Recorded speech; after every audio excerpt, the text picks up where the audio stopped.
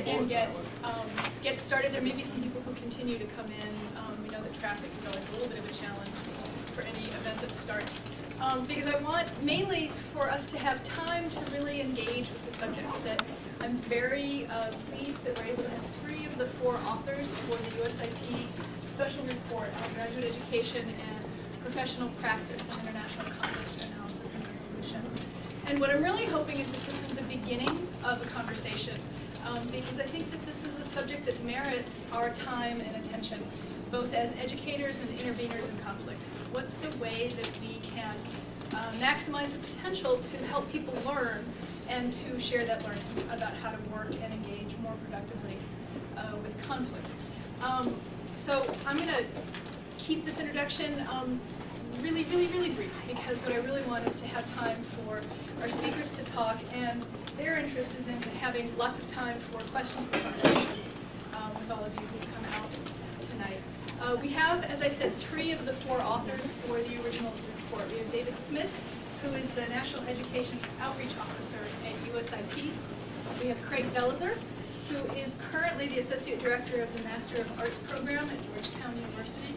And we have Nika Carstarphen, who is an independent consultant, and along with Craig, a co-founder for the Alliance for Conflict Transformation. The other piece that I think is important about this report is what they brought to it, which is their own extensive practice background, both here and abroad. All of them are currently and have been and have long histories as educators, so trying to think about education issues in the field. They bring the research and assessment that was done for the special report. They also bring their own educational experience. So all 3 of them are in various respects alumni of ICAR. So I think we have a treasure trove to hear from, and I'm very excited to hear this. So without further ado, I'm going to turn this over to David to start off introducing the report. Well, good evening. Thank you for coming out this evening. I know the weather is a little bit uncertain, and I'm glad to see so many of you out, especially some of my own students. So thank you for coming out this evening. What I want to do is frame the study a bit and give you a little bit of perspective of what the motivations were from the U.S. Institute of Peace in funding the study. We both funded the study, the ACT study, and we also published the special report. So in a sense, the support from all of this came directly from USIP. The history of this really starts about the time that I started at USIP, which was really in July of 2005. And very shortly, within a few weeks, I got very involved in our efforts as an institute in figuring out what role we would play in supporting professional and graduate education. After that point, the Institute had played a great role in supporting undergraduate education, programmatically, and also secondary education. My background was particularly one in undergraduate education. But starting in July, and even before I arrived at the Institute, we started to realize that the calls that were increasingly coming to the education program, which was then the education program and now is the Academy for International Peacebuilding and Conflict Resolution, related to the needs of professionals and graduate students, and related to things that we had a certain expertise in because of the work that we had done for 25 years, but we hadn't had, we'll say, a coherent program to respond to that. Realize that the Institute was founded by Congress, established by Congress in 1984, to focus on international conflict resolution and peacebuilding. So our focus has always been in the international sphere. We work in zones of conflict. In the U.S., we work to support training and education that supports our work in zones of conflict. And for many years, we have, in a, we'll say, unorganized way at times, provided training to professionals in Washington. A number of our programs are long-standing, such as our SENSE program. But a lot of the other work that we had done looking at peace processes and negotiation and so forth were programs that we would offer whenever there seemed to be a need, offered possibly because we had published a book on the area and it seemed to make sense to do something that, in a sense, kind of added to the publication. With the wars in Iraq and Afghanistan, we increasingly were getting calls by and NGOs, military, educators. We seem to be this neutral middle ground that had this expertise where we can bring people into the room that might not otherwise talk to each other at times. When it comes to graduate education, we were starting to look at graduate education in the United States and see whether there were voids, whether there were missing links between the notion of the educational experience, whatever that might be, and the needs of practitioners and those who are working in the field. We've always straddled that fence because we are very much an educationally oriented organization.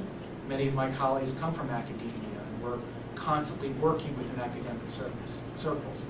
But also, just as poignantly, we are working within non-governmental organization communities, military communities. We're working on the service end, in a sense, the practitioner end. And I think for many of us who've been in the field a long time, I mean, and I can't speak for my colleagues, but a lot of us who have had this feeling at times that there was a disconnect between what was going on in graduate education and what those who would hire graduate students were looking for. But it was often hard to kind of put our finger on it.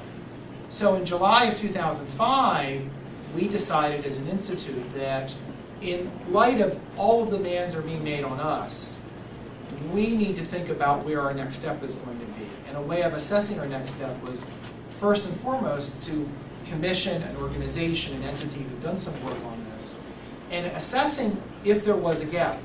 Were our hunches correct? And let's make them more than hunches. Let's really come back with something that is very identifiable. So ACT had previously published a study in 2005 that looked at careers in the field. I think it was Craig and Linda Johnston had been the authors of that study. And at the time I was a doctoral student here at ICAR, and I got my hands on it. We were a rather large community, I suppose you know, and read it, and I thought, well, this is the beginning of us trying to figure out where this gap is between graduate education and practitioners. So I think by the end of 2005, we had commissioned ACT to conduct this survey on behalf, or this study on behalf of the Institute. And I won't go into the details of the study itself, but for you to know that we were engaged in the process throughout, and that the process of choosing who would we look at, to what extent we would look at them, all of these things were things that we were quite involved in. And I know a lot of the early conversations I had, particularly with Craig, were determining well, who was going to be our sample, who we're going to look at, and so forth. And for us, what was important is that we collected a range, more qualitative than quantitative, of course. And I think in the field, we have such a range of groups that work in the field, educational providers, that we need to be very careful about who we pick. We were very cognizant of looking at those who are doing international work. Clearly, there are a lot of good conflict resolution programs out there that are focusing on domestic conflict resolution work. That's not what we were looking at. Clearly, from the employer standpoint, we were looking at individuals who are working in the international also, not working in the domestic. So it took some time for us to figure out who it was that we were going to be looking at. Let me finish up real quickly, and I'll pass the baton. So we commissioned the study in the fall, and I think by the end of 2005, the study had come back. The recommendations, I think, is what we will learn about. The implications for the Institute are important because it's from this study and another study that we had conducted looking at complex operations in Washington, two studies that we're looking at simultaneously, that really led us to the conclusion that we needed to establish an Academy for International Conflict Resolution and Peace Building, which in fact is not designed as a graduate education program. It's designed as a program for practitioners. So the result of the study was not for us to continue to engage in graduate education in a formal way, but for us to kind of veer off and to do something that really supplemented practitioner work. And about 2 years ago, we launched the Academy for International Conflict Resolution and Peace Building, and now it's very much informed. There are courses that are offered, and I can talk about that afterwards if you want to. So hopefully this is providing you kind of with the context of where the Institute was in this. We thought that the study was very well done. I remember having conversations with my vice president at the time, and it was really an exceptional study, very complete from our standpoint. Came back with some things that we didn't expect, but for us it was very informative of where we needed to go. And I think at some point we decided, and Craig and I were having conversations, well, what do we do about it? This was a study that was really owned by USIP because we commissioned it. But at a certain point we decided there's a lot of value in what the study has produced, so we need to somehow publish it. And for us, the normative way of publishing something like this is through a special report. So I was going back in my computer, and I think I had 9 or 10 versions of our special report we worked on over the course of about a year and a half, 2 years. I'm wondering, the writing the special report was more work than the study. I don't know. But we finally got this out, and it is, I think, very valuable. And as Mara was saying, I think this is starting a conversation, hopefully, when it deals with these issues of the relationship between graduate education and practice. So, all right, I'll leave it to there and pass it on to my colleague. He can certainly take it. So we're going to rotate back and forth between each one of us, and I'll just give a little bit of background context. So David mentioned a previous study that Linda Johnson and I did about 6 years ago. And the publication is called Skills, Networks, and Knowledge, A Guide to Careers, International Peace, and Conflict Resolution. That funding for that report came from the Alliance for Peace Building, or the predecessor organization, the Alliance for International Conflict Prevention and Resolution. And basically, I'll just give a 1-minute summary of why we did the report. Is that for many years I've been thinking about, can you make a living, change the world, or change the world and make a living? And as an undergrad, I did a radical hippie major. Spent a lot of time taking over buildings. And probably the most valuable class that I took was with a career counselor who was very focused on careers and social change. And I learned more in that course than in many of my theory or other courses about how to connect what we were learning to the real world. So we got this grant to do the research. We interviewed 55 employers and kind of did a roadmap to what are the careers in the field, but we really didn't rigorously engage the academic sector. We kind of tried to provide a roadmap. What are the skills that are required? What are the challenges? What are the ethical issues? And how does someone, particularly with a master's degree, pursue a successful career in peace and conflict resolution?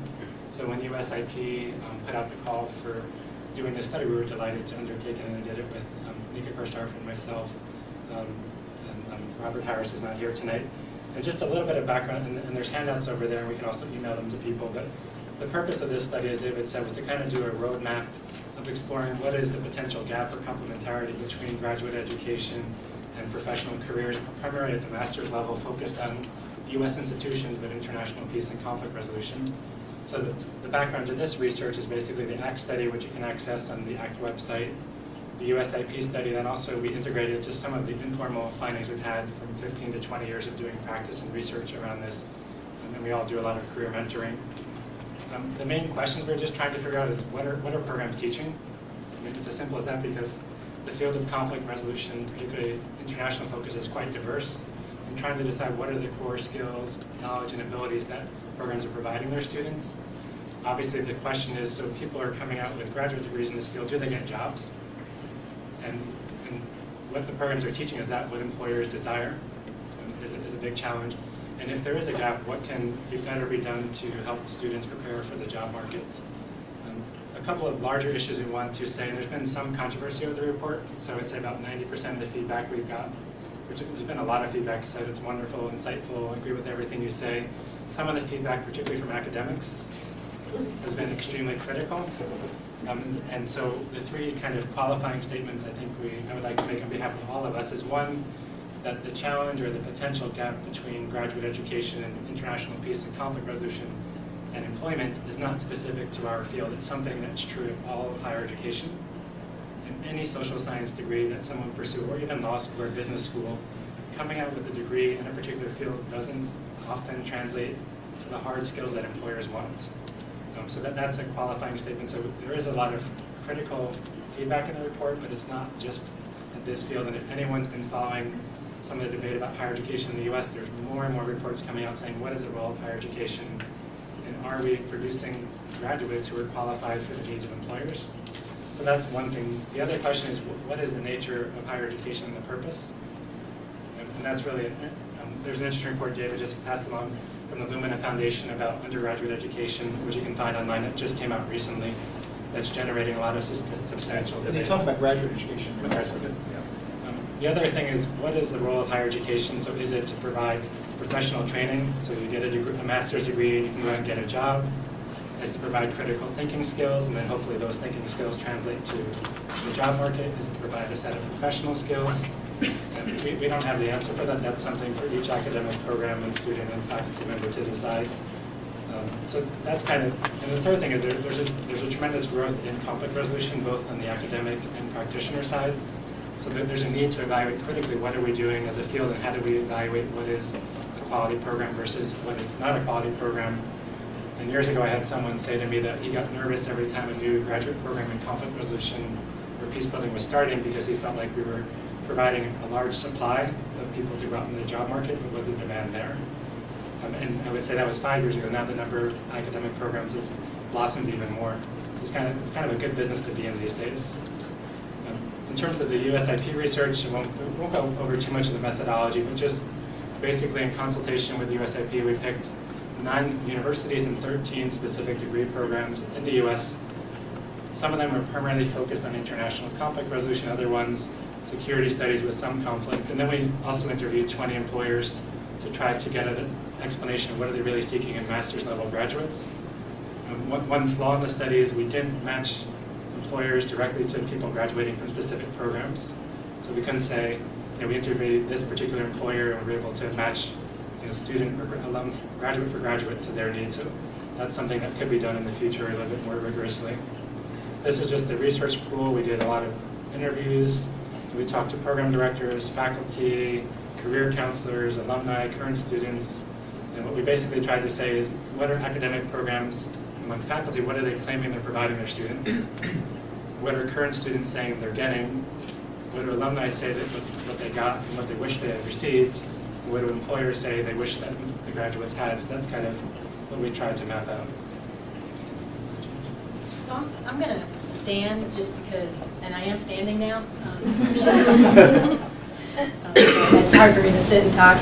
I'm just going to go over briefly, what some of the results were that we found and some of the recommendations that we made for students, and then Craig will pick up back for recommendations for academic programs and employers that we made, and then we'll all discuss conclusions and just open it up for discussion. I don't know how many of you have had a chance to read the report, but it is back here, so pick up a copy before you leave, and there's also a copy of this PowerPoint presentation.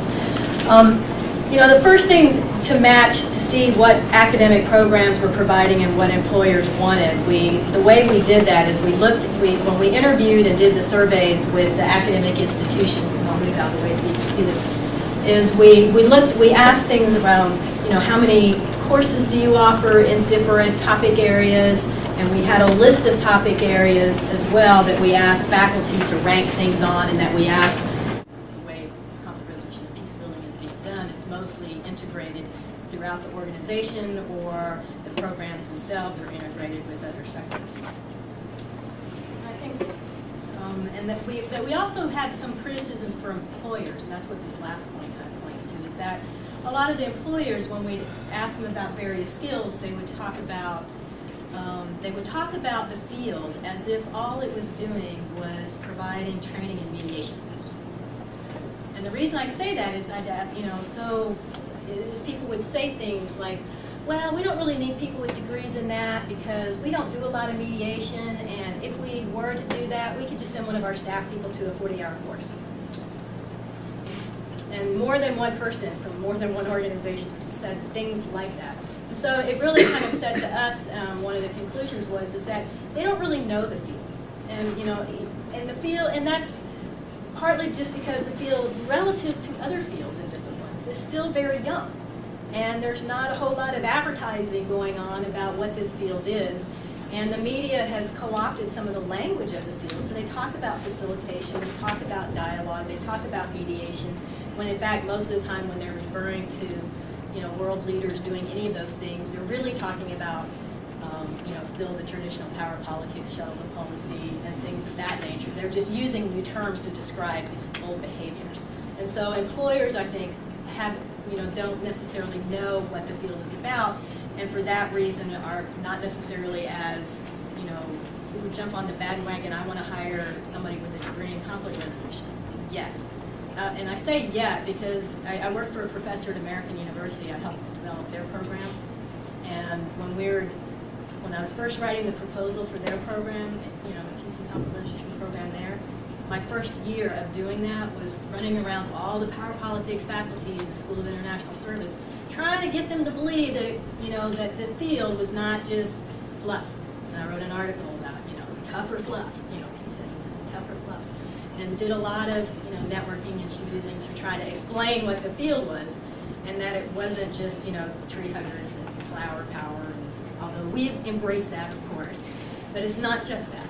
And what the professor, Abdulaziz Saeed, who was the director there, what he said to me, as I was getting kind of frustrated with this whole long, drawn-out process was when he started international relations, and when the international relations field started, they had the same challenges. Everybody said, well, what is the field of international relations? What is that? How's that different than political science? And what do we need that for? So it's partly just the development of the field and how accepted it is and how knowledgeable people are about it. So one of the recommendations we had made to USIP, in fact, was can you all do something to help educate the masses about what the field is, especially employers, since you come into contact with them, and what can academic institutions, that was another recommendation to the academic institutions is, make those links with the work world, so you can explain what the field is and what you're trying to do, and the philosophy, the frameworks, the knowledge, the skills, the theories, etc. So there can be some education for the work world and potential employers. We do see things changing now that more and more people from the field have graduated and are in those positions and are slowly moving up to positions where they're doing the hiring. That's going to be a big change to the field, just like, has happened in every other field. So that's part of the maturing of the field as a whole. So, just obviously then the recommendations for students is get that overseas experience, however you can do it, and we can talk more about how. Develop program management experience. And one of the just quick recommendations I have for that is you can do any kind of project. I don't care if you're running a babysitting service. You can translate that into program management experience. Take whatever work experience, project paid or unpaid, that you have and translate it into program management experience. You're probably framing things, you're organizing things, you're writing things, you're evaluating things. Even if it's not related to conflict resolution, you probably have more program management experience than you think you have. And then the others are, basically just to fill in the gaps that we've already talked about. And then just in general for career advice, and Craig is the master of career advice in the field, is staying informed on what the trends in the field are. There's always new language coming out. Conflict management and mitigation was started by CMM and USAID, so now everybody talks about conflict management and mitigation. When that goes out of vogue and some other term comes in vogue, people will use that new term. So it's always changing. So one of the problems with the field then is people are using a lot of different terms to refer to the same thing, or are using the same words to refer to different things, which also creates confusion in the field and confusion for potential employers. Basically, if you want a career, be creative. We can talk more about how we tried to be creative in forging our careers in the field. So I'll just touch on some of the recommendations. I think Nika went over most of them, but for academic programs, obviously giving students opportunity for more field experience, program management skills. Again, there's a lot of people come out of graduate programs who have no idea about the business of peace building or business of conflict resolution. And to me, that's one of the biggest gaps, because people kind of may want to work for USID, but they don't understand that this is all a business, even though many people are motivated by idealism. And understanding how do you get funding, who's providing funding, how do you access it, how do you manage it, how do you projectify everything? Because these big conceptual things are wonderful, but the field works in discrete projects. So that's a really important thing. I think programs, at Georgetown we've been doing this, programs really need to articulate more what are the core conceptual and practical skills that students are required to have upon graduating, beyond just saying an understanding of conflict. And that's something I think programs are starting to struggle with. It'd be interesting to really compare those across programs to see if we're the career advising is critical, and I think once ICAR hired Julie Shedd about 6 years ago, that was a huge transformation. Prior to that, I think ICAR didn't do a good job, and academic programs that don't have someone who understands development and conflict are often doing their students a disservice. And of course, develop partnerships. For employers, I think Nika touched on most of these, but obviously employers have a responsibility to understand how the field can benefit their work, but we have a responsibility to educate them, and the best publication I've seen on this is from International Alert, a report by Maria Lang in 2004 about conflict mainstreaming in institutions, and that's 6 years old, 7 years old. They haven't seen anything really strong since then. It basically gets into the debate, should organizations start standalone conflict units or mainstream it across the entire organization, and the pros and cons. And just two other points, then we'll talk quickly about some larger questions and possible future research. One way I like to quantify, Nika said that most people studying this field are not going to have a job in this field.